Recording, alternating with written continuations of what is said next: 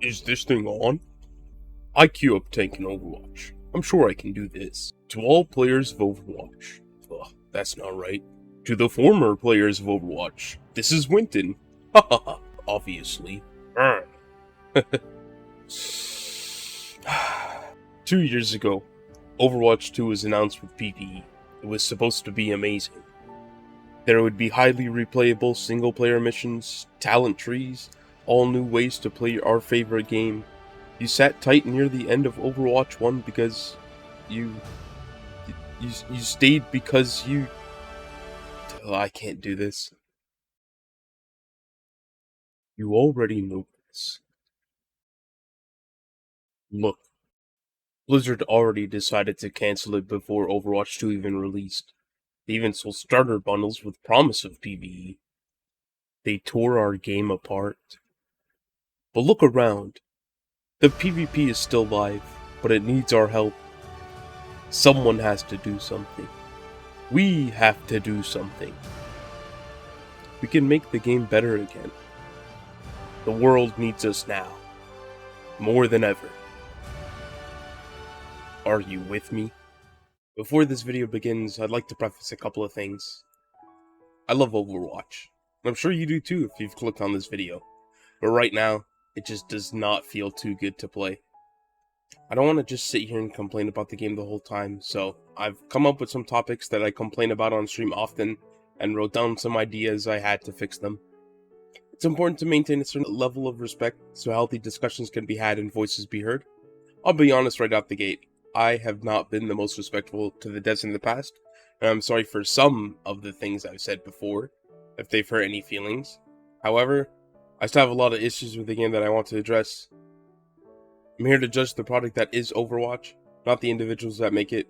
So from here on out, I'll be referring to Blizzard, the company as a whole, for the entire reason this video is being made.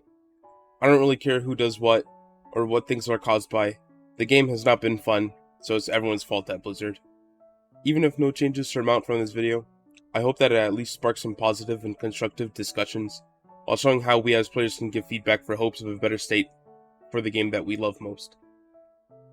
I mean, worst case scenario, I get to give content creators an excuse not to play the game while making Overwatch content, and we'd still be in the same boat anyways. Nothing hurts me more than hearing people say, if you don't like this game, then don't play it. But with Overwatch, it's as if your dog got sprayed by a skunk. I'm not just going to replace your dog. I also think it's important to mention that I'm a psychology student. It's my passion, and I strive on being as fair as I possibly can, while providing helpful insights as to what I've seen throughout the years of Overwatch. So without further ado, let's get into why I've been feeling frustrated with Overwatch. But first, a little bit about my history, so you get an idea of my perspective. I've been playing Overwatch since open beta back in 2016. That's over 8 years of playing this game, but I wasn't always a Winston main. Like most people, I started out as a DPS player. I played mainly Genji and Hanzo because I saw the Seagull video of him clearing Anubis in a minute. I wanted to be as good as him. After Role Queue came out, I started playing support because my friends at the time were tank and DPS players. Ana was easily my favorite, but I'd play Zen and Lucio from time to time. I ended up peaking around 3750 between seasons 3 and 5. This was before there were different ranks per role. Goats and double shield meta made the game really unfun for me as a DPS player, and I took the game a little less seriously, also because I was still a high school student who was also working at the time. After hearing Echo was going to release and be the last hero before Overwatch 2 would come out, I decided to hang tight, just wait for a better version of Overwatch to come my way. I'd play other games in the meantime. At some point before Overwatch 2 was released, I fell in love with playing tank in all games I play. The idea that I can be the protector of my team and the one to set them up for greatness brings me joy, and lo and behold, Overwatch 2 releases with one tank. I played Ryan and Sigma for the first few seasons, but as you could probably tell, I fell in love with Winton. I played a lot of the other tanks now, but Winton is still my go-to pick. The combination of high mobility, to be where my team needs, and the ability to shield my whole team from nukes, earthquakes, and even the goddamn sun makes playing Overwatch 2 the most fun for me. It's a game like no other, and my passion was reignited. 12 seasons later, and it's significantly less fun for me. I'm struggling to find any reason to keep playing Overwatch other than trying to enjoy myself with my favorite hero. Overwatch 2 has a lot of issues, and I'm going to talk about as many of them as I possibly can, but let's tackle one problem at a time. The format of the game doesn't matter as much as the homogeneity of the systems built into it. Remember that 6v6 started out as the current no limits mode. Eventually, hero limits were added, followed by role queue. The format adapted and changed throughout the years alongside the player base that would spend in maintenance mode practicing and honing their skills, waiting for the release of Overwatch 2. Even if the heroes were the same, the way we would play the game would change dramatically. When Overwatch 2 did come around, the focus was supposed to be PvE, and we all know what happened to that. But now, Blizzard says they want to focus on PvP again. Shifting to 5v5 with the previous systems and expecting it to just work is crazy. Yes, passives were added for each role to help remedy some of the expected balance issues, but it's like removing a wheel from a bicycle and expecting it to function the same because you added some tassels to the handlebars. A lot of the systems remain the same from Overwatch 1 to Overwatch 2.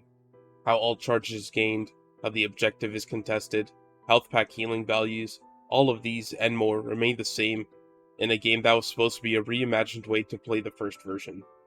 Getting to the point where Blizzard wants to test 6v6 with the quick play hacked without giving 5v5 a proper chance upsets me, because 5v5 has the potential to still be great if proper work was put into it.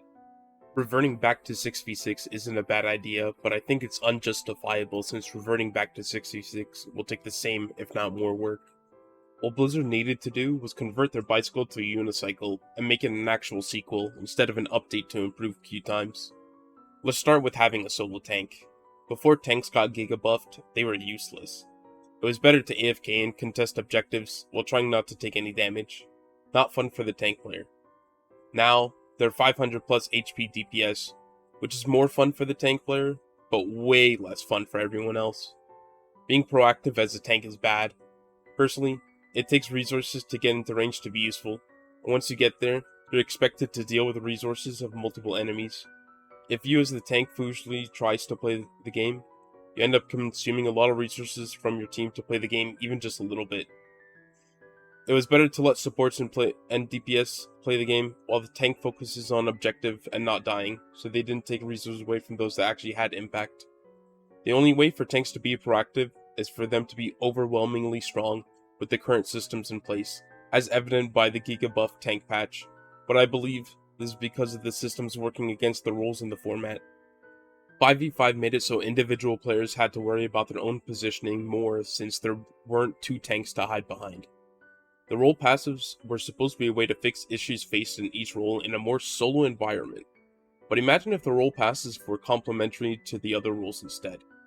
Creating interdependency with role passes would incentivize more team play, give each role more purpose and indirect value to the team instead of mainly individual power.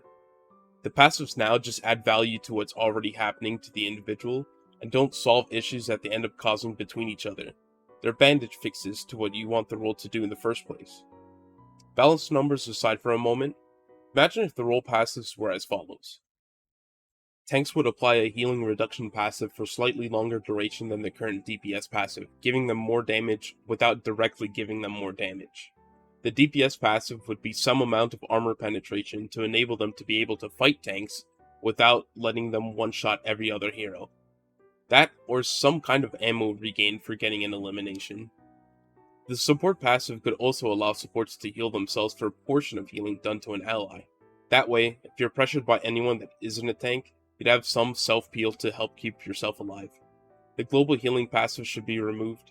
Introducing wave respawns gets people who die together to respawn in a wave, but the global healing passive incentivizes trying to live, which in most cases just gets you staggered. It also prevents people from spawn camping without having to use health packs. Looking at you, Sombra. I also think negative passives should be applied to each role to further emphasize team interdependency. Hot take, but I don't think support should be able to headshot.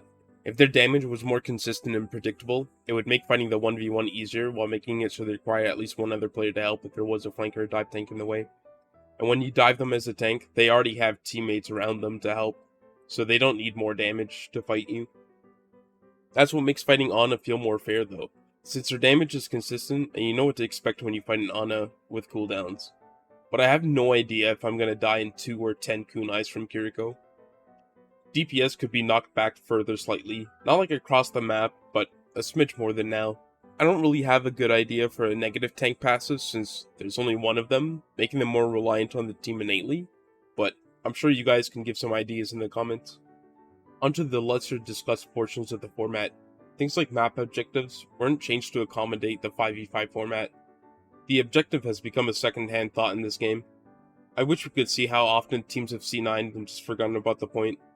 It's been like 50% of the highlights in OWCS from what I've seen. Having a dedicated player to just stand there and push the payload is uninteractive, but still crucial to winning the game. Nothing sucks more than pushing the payload the whole game just to get flamed for the low stats and not gaining ult charge, while doing the primary thing that wins the game. My solution is to rip off Marvel Rivals. Payloads are smaller capture points that move automatically until captured by a defender. They still move faster if you have more people standing on them though. For push, I'd have it so you'd have to escort the bot back to the barrier, but once it reaches the barrier, it can keep moving at a snail pace that it does now. The systems just need to be built for the format, not adopted from the previous format and tweaked over several months with more parts added to it that don't help. It ends up making the game stale and miserable. Speaking of miserable times in Overwatch, let's get on to counterpicking.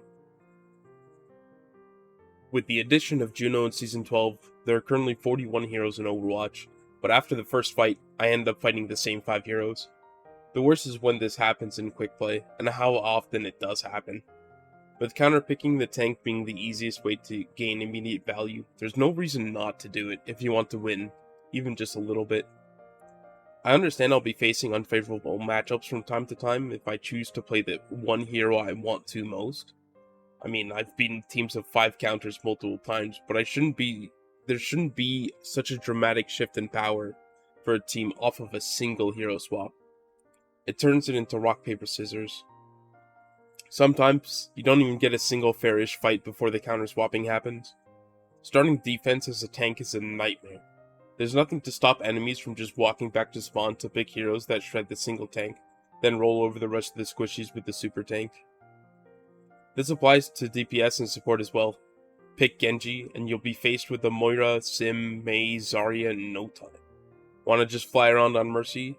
Someone's gonna swap to Sombra to spawn camp you just because they had a one-trick last game and lost. There's nothing to stop players from just sitting in spawn and waiting for the enemies to pick a hero just so you can counter them. We've all seen clips of both tanks just sitting in spawn counterpicking each other till one walks out. Yes, it's part of the game to understand matchups for heroes, but my hero should at least be playable into each matchup if I play well enough. Overwatch used to be a game about picking the hero you want to enjoy, but recently it feels like people just pick heroes in spite of others. There's more value to make someone else's game miserable than it is to practice and master a hero you actually want to play. I understand counterpicking is part of the game, but you should not be rewarded greatly for something I can train a hamster to do. It doesn't make sense that you'd retain any ult charge from swapping heroes. The value of a hero swap outweighs an ultimate in most cases. I think it should be the opposite. It should cost something like 50% ult charge to swap heroes. You could still have that 15% ult retention on swap if you have extra percent left after the initial cost of the hero swap, so you can control how much momentum is affected. The game already gives you 30 seconds to pick a hero, on top of an additional 30 seconds before the game actually begins.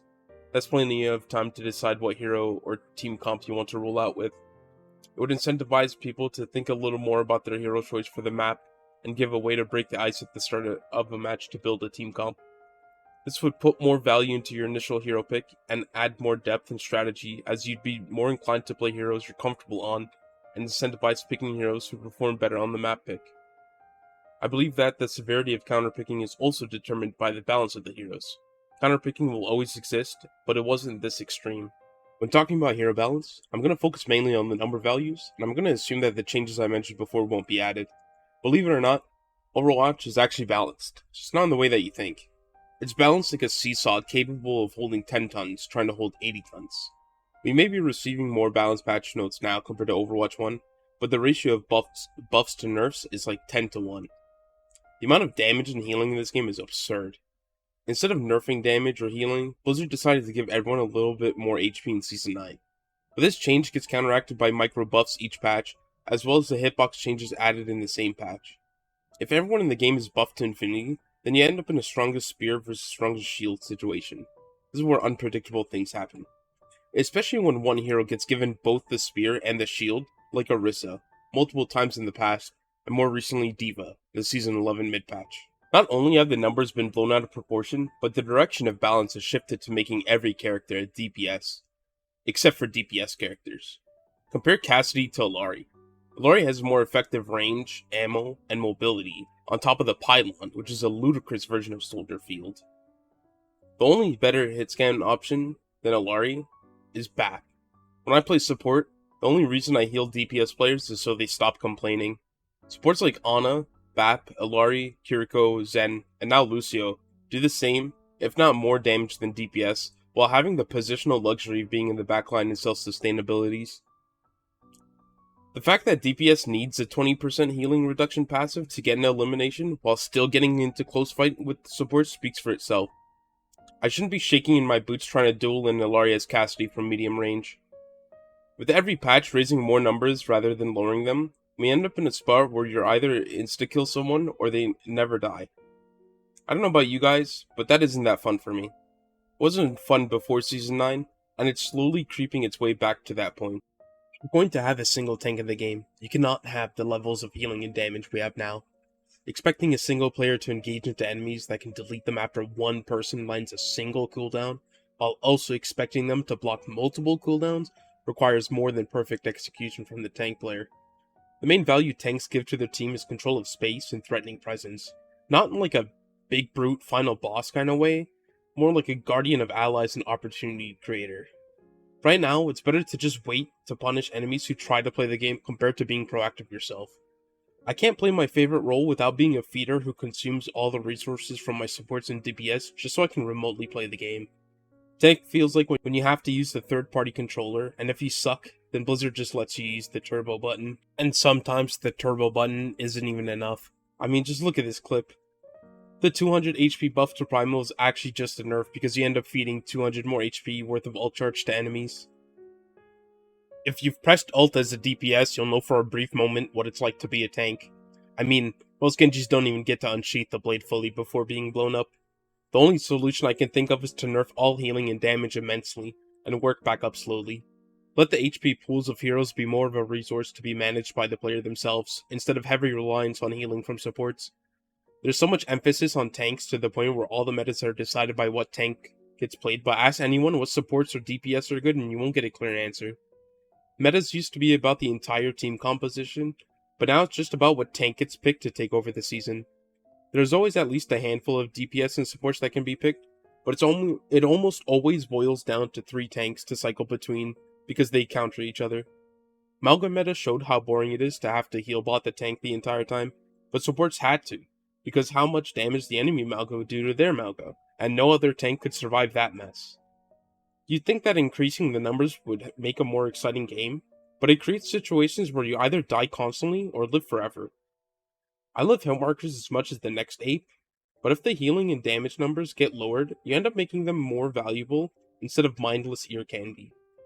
Stop trying to balance win rates or pick rates and start balancing responsibility between each role.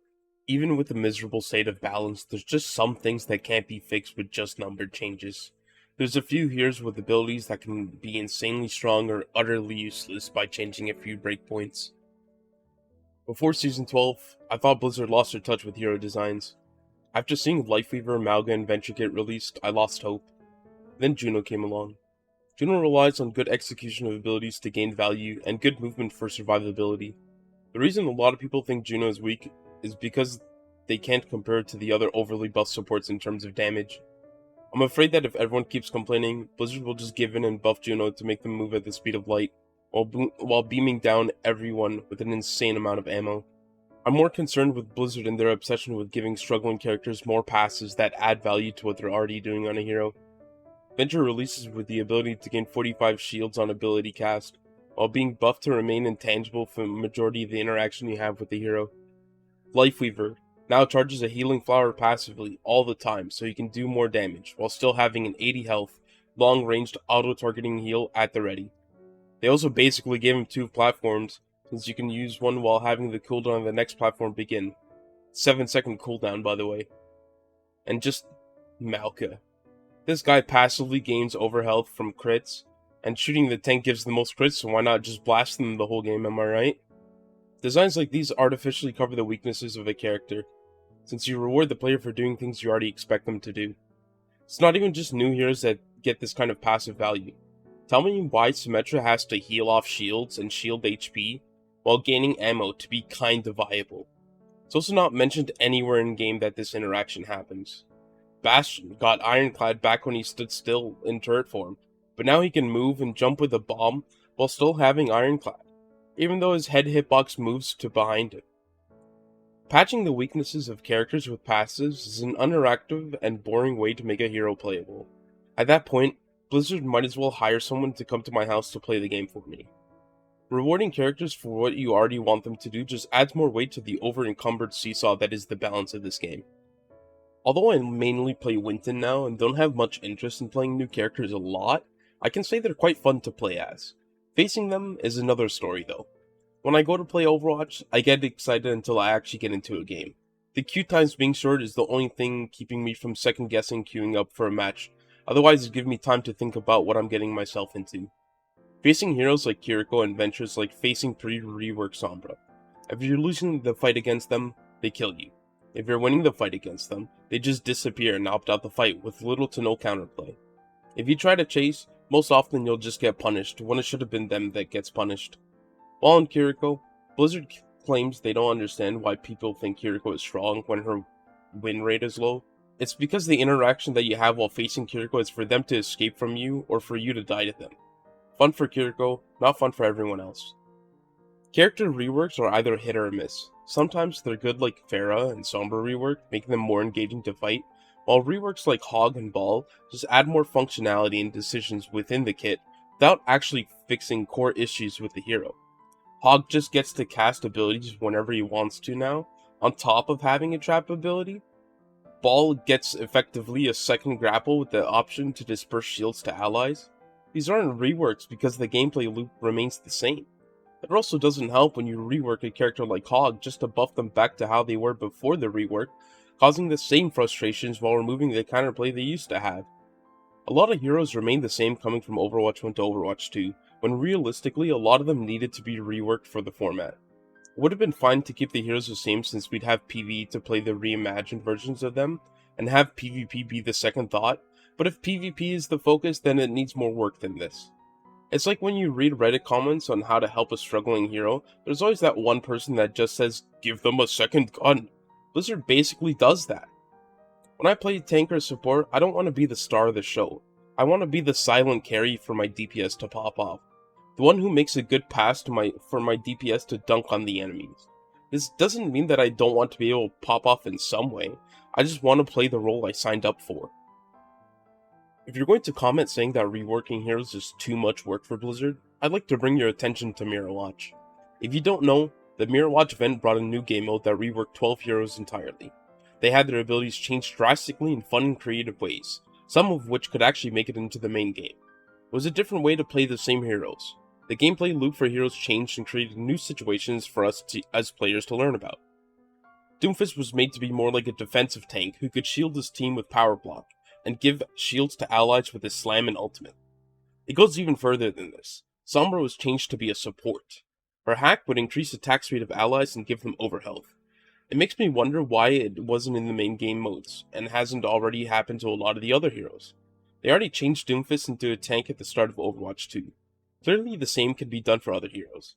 DPS Doom was a broken nightmare, and when he got converted to tank, yes, Doom players complained, but let's be real. Tank Doomfist is better for the game than DPS Doom. Getting one-shot by this hero never felt fair on the receiving end, especially when they're skating on roofs like Tony Hawk appearing out of nowhere. Mei was considered to be an off-tank pick in Overwatch 1, and clearly she causes problems as a DPS in Overwatch 2, so why not lean into the tank side and rework her to be a tank? You could have her activate an ability that would buff her left click to be able to build diagonal ramps, kind of like in the cinematic. Just something to make her, more tanky. Requiring certain heroes to be picked to deal with other heroes gets frustrating if you're on the wrong role, since you can't force teammates to go what you need, nor should you expect to. Widow is a good example of a character that needs to be marked by a player to be dealt with so the rest of the team can play the game. If left uncontested, Widow gets free reign to one-shot all squishies. If overly contested and counterpicked, then the Widow player doesn't get to enjoy the hero they want to play, and the enemy team complains and berates the player until they swap. Widow has been a problem in Overwatch 2 for a long time while still having an ability like Venom Mine, a 15-second cooldown that does 75 damage over 5 seconds, the same cooldown as Suzu. The SMG portion of the gun is almost useless, while the scoped version is game-breaking. Imagine if Widowmaker was changed to have a lighter laser after being scoped at full charge after like a second. I'd also make it so there was a minimum range for full damage of a scoped shot, kind of like ranged characters in D&D. A for fun change I'd add would be to make scope shots pierce through enemies that it kills. Collat kills would be so cool to see on Widow, instead of the same jump shot play you see in every highlight video now. This would create incentive to actually use the SMG in the situations intended instead of having to hit some whack flick or die. But that portion of the gun would need to be buffed to make it at least viable in that range. Venom Mine could work like a short-range tripwire that slows and acts the same way it does now if placed out in the open. Just something to make Widowmaker more interactive with more heroes instead of requiring a few heroes to deal with them. There's quite a few abilities in the game that feel like ultimates, and it doesn't matter how long the cooldown of them is, they're still frustrating to go up against. Suzu could have a 40-second cooldown, and I'll still get mad at it for turning everyone into immortal ghosts that get healed. Doesn't matter how often the ability can be used, it's the amount of interactions it can deny. Recently, I've been wondering why Malga's Cardiac Overdrive isn't swapped with his current ult. A smaller and less effective version of Cage would be an amazing cooldown to have as a tank character. Imagine if it was like a half shield that would lock down enemies for a moment without disabling movement abilities. It would add depth to his kit instead of him just holding W and running at me screaming "ha ha" as he fills the tank's face with bullets and lifesteals all the damage back to them. I could sit here and theorycraft a bunch of reworks for all heroes, but this video would be exponentially longer. So let's talk about the primary place I spend playing my favorite hero. Ranked should be the mode where people try their best and work together with their teammates to try and win the game. Instead, it's where DPS players go to play Alari after losing 8 games in a row on their main. There's more competitive drive to win in quick play than in ranked because most of the event and seasonal challenges are based off of wins, and it's way easier to win in quick play than in ranked. When I play ranked, it just feels like no one cares. Nobody talks until they have something to complain about. It's almost always the tank's fault for the loss, but not for the win. And nothing is worse than going something like 4-3 on King's Road just to be hit with the expected. The modifiers are one of my biggest gripes about the rank system.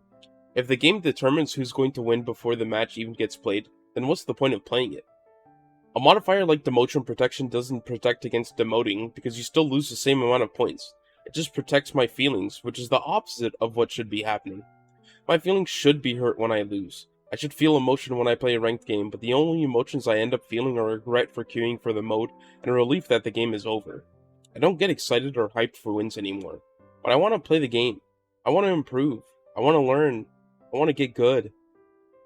I don't know about you guys, but I almost never see green modifiers. Maybe I just don't notice them because they don't really affect SR dramatically. It just sucks to win a match, see the victory scheme, and then get hit with red arrows because the game thinks it knows me and my team more than how we actually played. Rank just ends up feeling pointless, since no one wants to play the game the way Blizzard is intending, and the games that I do play end up feeling bad or empty. I can play this game for 12 hours a day, and wind up back where I started. It just makes the day feel wasted. You'll never have fair matchmaking anyways, so stop punishing players for queuing for the mode. These negative modifiers like reversal and expected wouldn't be taken so bad if they reflected how the game went instead of how it was predicted to go. I understand these modifiers were just hidden before, but for something that affects 1 to 4% of the amount of SR I gain or lose, it just takes away from the win I earned. All it does is change the breakpoints for the amount of games I need to rank up or down. Even the win streak modifier gives you like 2% extra, and that's being generous. Have modifiers that get modified by the outcome of the game. Things like stat-based SR obviously wouldn't work, as people would just play for stats instead of playing to win. Sometimes dying in a fight is how you enable another player to pop off to win the fight anyways. The match score is something that could have more influence on SR. You'd get people to focus more on the objective of the game and actually care about the score. Imagine winning a game like 2-0 on Ilios, where the enemy didn't even get a single percent to be rewarded with a victory and a dominant SR modifier. On the other hand, if I lost a match like that, and was given the defeat screen followed by a stomped SR modifier, things would stay the same they are now. I still feel bad about losing, but at least I wouldn't be sitting in fear of being hit with reversal or expected in the next game. The rank system just seems so separate from the game that I just experienced. I could fight for my life and sweat so hard in a match just to be hit with the expected modifier. There's no reason to be emotionally invested in a ranked match where it seems like the outcome is predetermined. There needs to be more incentive to care about the outcome of competitive games instead of being a more stressful version of quick play where nobody tries or cares. Speaking of caring about things, I know one thing Blizzard cares about most: money. The monetization strategies in Overwatch are just straight up scummy. Although Overwatch has some good looking skins, some even good enough to decide and change the meta, there's a big lack of justification for the price of them, and a big emphasis on FOMO. Skins are insanely overpriced for something that isn't usable on every hero like a gun skin in other games. In the shop they're displayed as on sale, which scares me even more. And don't get me started on recolors. The audacity to charge me full price for a skin model I already own is shameless. It also doesn't help when I'm almost required to swap off the hero. But hey, at least my ragdoll will look fabulous, right? The collaboration skins just feel like advertisements for other companies or Blizzard themselves. Some are done better than others for sure. The late Seraphim collab came with a game mode and a song with a cinematic, which was pretty cool. Compare that to the Transformers one though, which didn't even get any voice lines changed, no game mode added, nothing of substance. Just a way to be reminded that Transformers still exists. Weapon skins would be a good idea if they weren't priced the same as full-blown skins and weapon inspects were in the game. The mythic weapon skin made me so mad when I saw Ryan spin the hammer. It was supposed to be a feature every character received at the start of Overwatch 2, but it's now sold in the shop for almost $100. It's not just the paid things I have issues with, a lot of the free rewards are lacking too. The hero progression system has such great potential to reward players, but after getting to level 274 on Winton, I've been rewarded with a name card that alerts the whole lobby that I play Winton, and the title, Legendary Scientist. A big upgrade from my previous title of Epic Scientist. If I grind really hard to level 1000 on Winton, the only rewards I have left to gain are the titles Mythic and Ultimate Scientist. The main issue is that there's nothing in the game that allows me to showcase my personality as the Winton guy, except when people go to avoid me and they see my title and name card pop up on the social screen. There's nothing to chase or look forward to after all the suffering of playing the game. Some days I play Overwatch and it ends up feeling like I've gone through a dungeon, hacked and slashed my way through all the mobs, beat the final boss, and there's just no loot. There's nothing for me to care about other than personal incentives like wanting to hit a certain rank or not wanting to play other games. Throughout this video, I talked a lot about hero value, but as a player dedicated to Overwatch, I don't feel valued. In my head, every time I buy a skin or battle pass, I can't help but think that I'm being scammed. Instead of hiding behind the idea of a shop, just go down the gacha route and be honest about the scamming.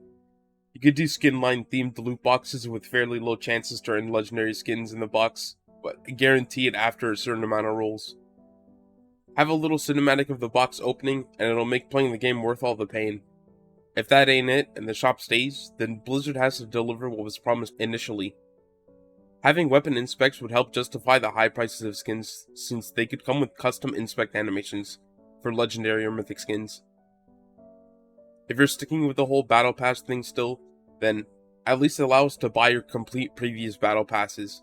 I might not be a fan of most of the content in them, but there are things worth it that just never see the light of day after the season ends. Souvenirs are just a cheap way to fill slots in the battle pass. They're glorified emotes at best. You know souvenirs are bad when the only ones you see are the Winton one and pineapple pizza. They could be so much more by having interactions or something, but they're just boring.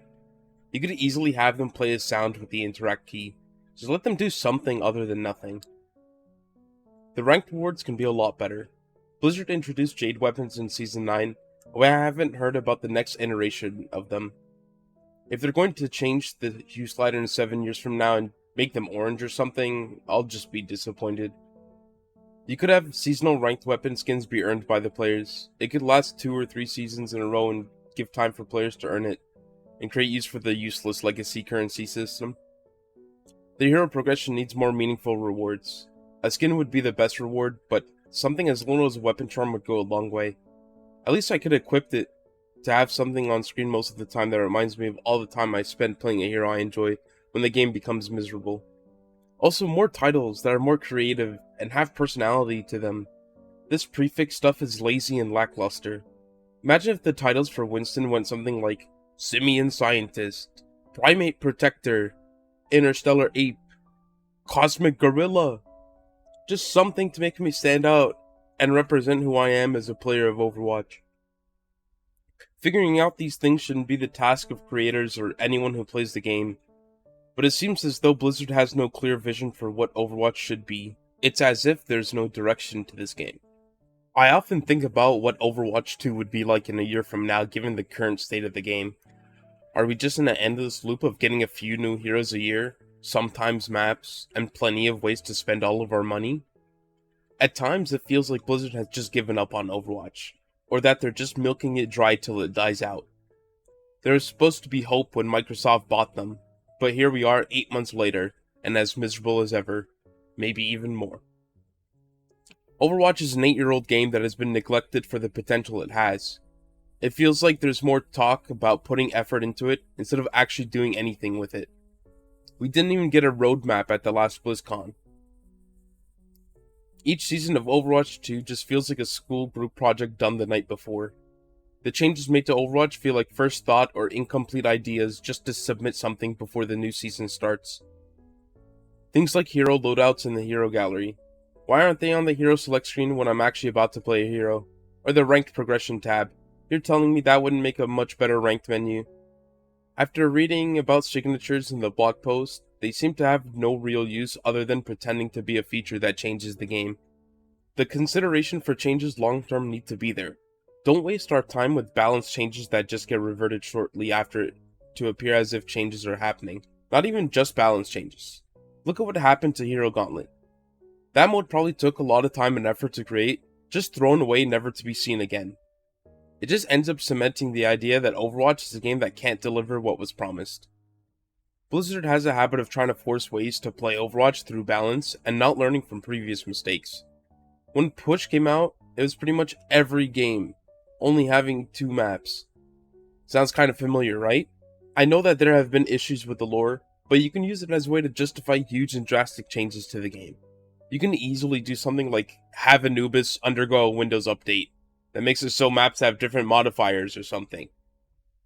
Winston tinkers around, creating new abilities or modifying them for other heroes. He already upgraded his Tesla cannon to its new long-range mode.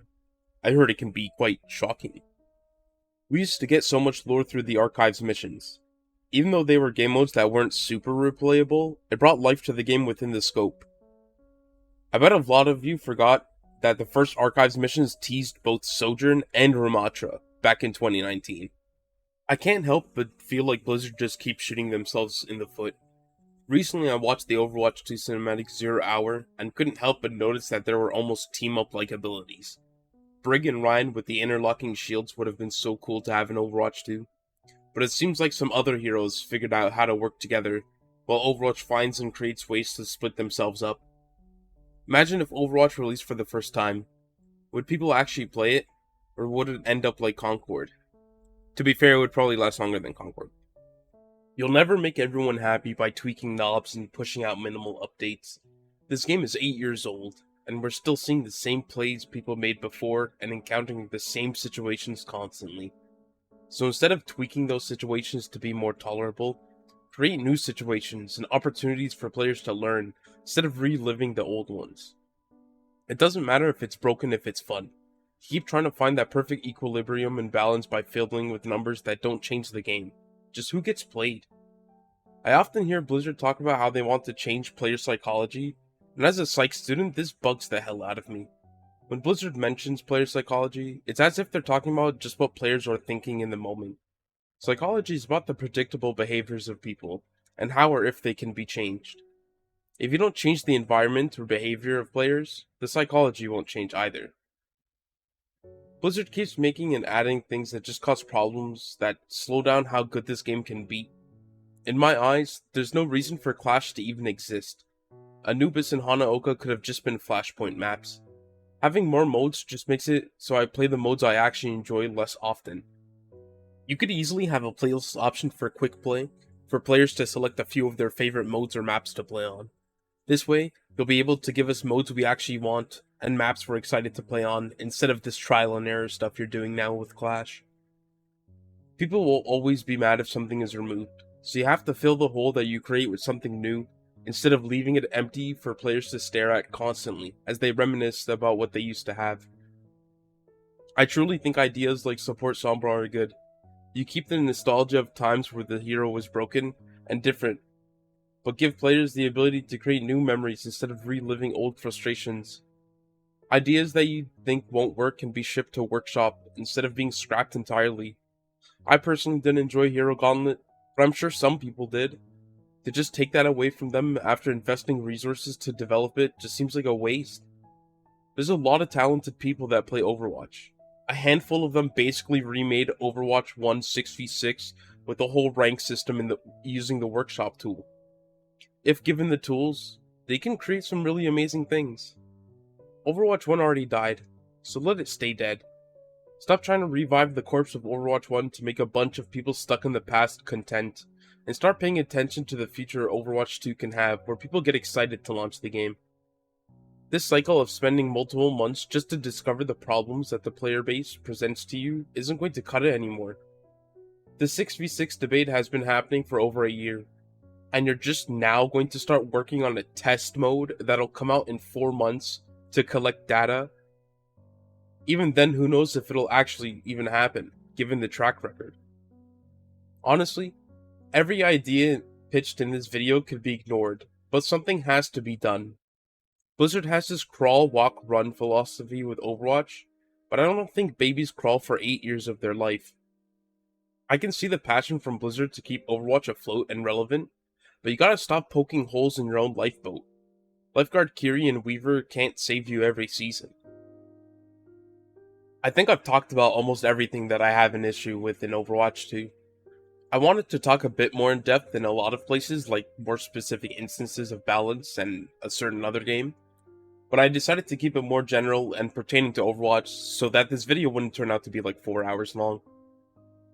Overwatch is like chess for people with ADHD. It combines that fast-paced decision-making like no other game on the market right now. You don't need to be mechanically gifted to be good at Overwatch, but recently it just feels like the effort I put into it has been taken away from me. I can play my heart out and execute dives perfectly, and it just doesn't matter anymore. All the skills I've developed over the years playing this game are becoming irrelevant to the game itself. The game hasn't been enjoyable for me for a while now. The only thing keeping me here is my own desire to play Winton, and even that's dwindling. After hitting me with the latest nerf, it just makes me not want to play the game as much anymore. The damage might as well have been put to 0. A change like this doesn't make facing Winton feel better, it just makes playing Winton worse. Winston will always be a good hero because of what his kit allows him and his team to do. He isn't meta because he's good, he's meta because other heroes that synergize well with him are good. A Winton meta would be where Winton gets nanoed in Primal or something similar. What we're seeing now is a Juno meta, where she plays to easily speed her team across the map, specifically D.Va, so that she can one-shot a squishy and fly back in the same booster cooldown. Playing my favorite hero is becoming less and less fun with each patch that comes to the game. If I can't enjoy the time on the hero I want to play, then eventually I'll just stop playing. Granted, I now run a YouTube channel, so I'm not sure if I'll quit entirely, but I'll definitely be playing a lot less once Marvel Rivals comes out. Overwatch has had plenty of opportunities to be better, but it seems like Blizzard just doesn't want Overwatch to succeed. So unless I start working at Blizzard, not that I would, this video is all I got to try and make Overwatch better. I understand that there have been a lot of issues at Blizzard internally for quite some time now. Blizzard has some real talent working there, and they've shown that they're capable of making the game better, and it just baffles me that they won't. I'm sure people in suits are putting a ton of barriers in place to slow down development, cut projects, and teams, but there's no way they're responsible for all the things mentioned in this video. I'm tired of being let down by the game I'm hopeful for, because eventually I'll just stop hoping for change and accept that this game will never be good again. Anyways, I can't wait to see what you all have to say in the comments. You can also visit me on my Twitch channel to continue the discussion there. I love talking about Overwatch, so, feel free to pop by. I hope I've at least shown how we can talk about things we don't like in a way that hopefully gets us heard.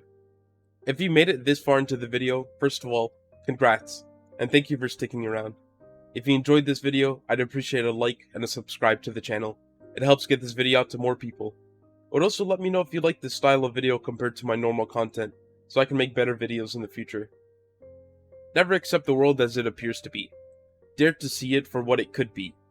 It's time that Overwatch 2 actually earned the 2 that we were promised.